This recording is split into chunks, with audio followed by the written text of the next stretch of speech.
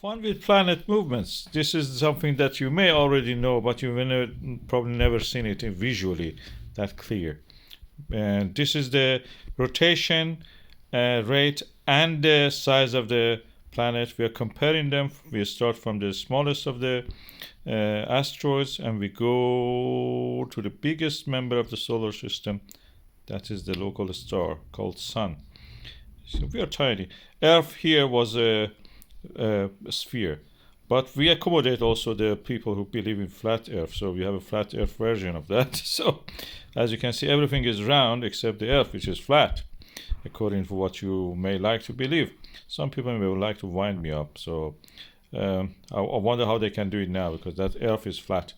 You can say the sun is flat, but you see it is not flat. Or you can say it's a disk. Who knows? Anyway, you need a lot of background if you want to convince me of that. This is the rotation rates of the planets. Again, you can see the slowest one is probably Venus and like Mercury, and the fastest one is the Saturn and Jupiter.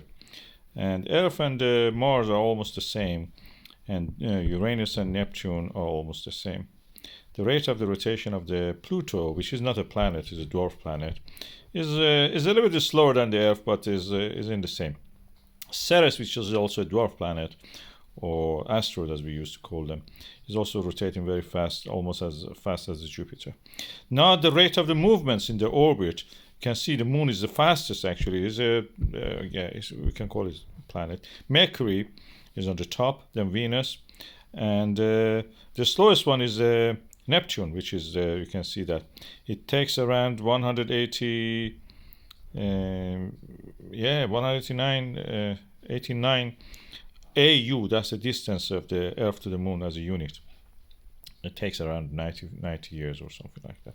Sun to Earth, when the light from the sun wants to reach the Earth, it has to go a long way. We know that is 8 minutes, light minutes actually. It takes 8 minutes to reach the Earth. And you can see the parcel of light is sent from the sun. It has not reached since I started to show it to you, the planet Mercury even yet. And now with the speed of light, we can investigate the distance to the moon. Its quickest is around 1 second to the moon, 1.5 seconds to the moon. The next closest planet takes a long while to reach to Mars. That's the communication between the Earth and the Mars. That takes time.